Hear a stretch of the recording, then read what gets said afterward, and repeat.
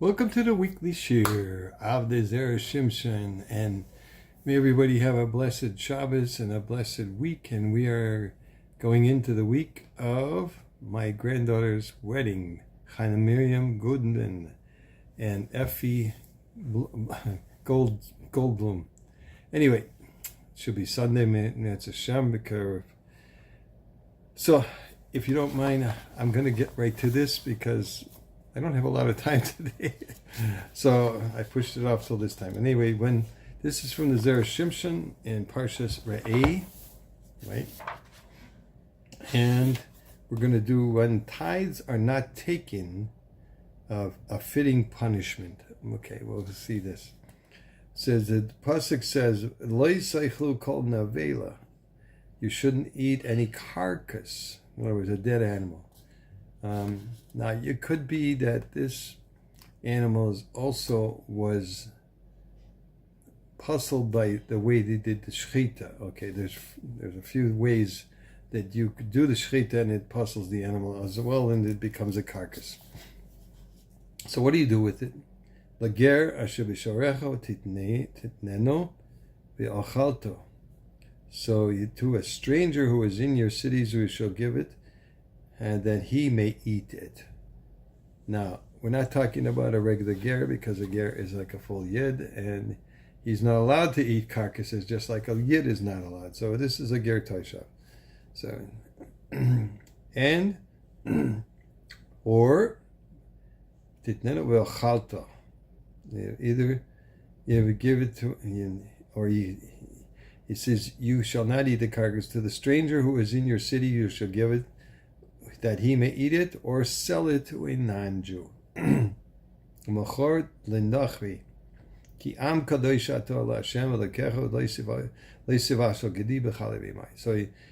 sell it to a guy. You are a holy people to Hashem. Yeah, your God. You shall not cook a kid in its mother's milk. Part of that being holy. No basa b'chalaf. Okay. No McDonald's cheeseburgers, or any cheeseburgers, as a matter of fact. Okay. And the final part is, Aser taser is called to us zaracha, hayotzi asod shana shana. So you shall tithe, and when it's 10% of your entire crop of your planting, yeah, the produce of the field year by year. Okay? Now Rashi comments, what does one matter have to do with the other?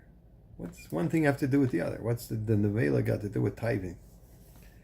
Okay, Kadosh Baruch Hu said to Klal Yisrael, do not cause me to cook, the tender kernels of the crop while they are still in their mother's womb. For if you do, you do not take tithes properly.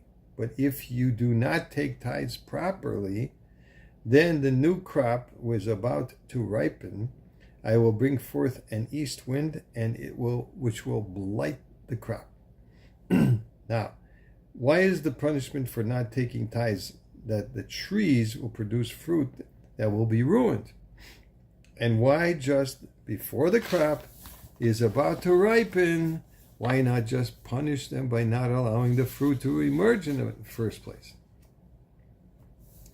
Okay, must be a deeper answer to this. Here is one answer. Okay, the reward for giving Meiser is that Hashem will bless the wheat and the produce so that they will increase exponentially. As the Gemara states, give Meiser so that you will become wealthy. Aser kadeshatis asher. It's a Gemara in Shabbos 119a. Furthermore, the Zohar teaches that blessing does not rest on something that is empty. This is why Elisha told the Shunammite woman, tell me what you have in the house. That's in Malachim, 2nd Malachim 4:2. And ended up blessing her with her cruse of oil would always be full.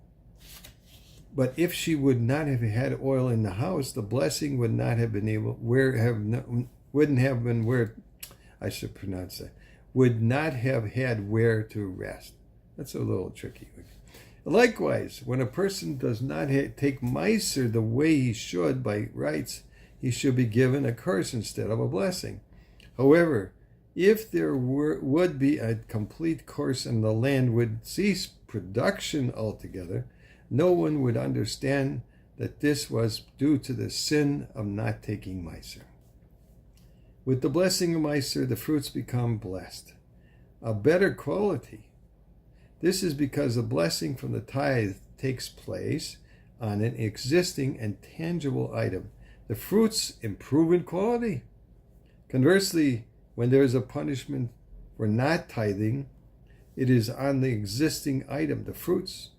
Thus, if one were to not have been expected, thus, if there would not have been any fruits in the first place, it would not have been perceived as a punishment for not tithing. Huh? In order that the people may know that the punishment came to them on account of their not taking Meiser properly.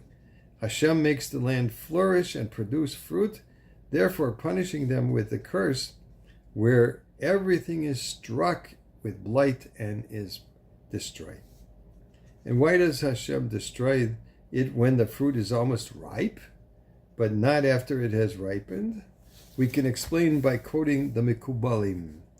The Midrash says that every fruit and blade of grass has an angel that says to it, grow, grow.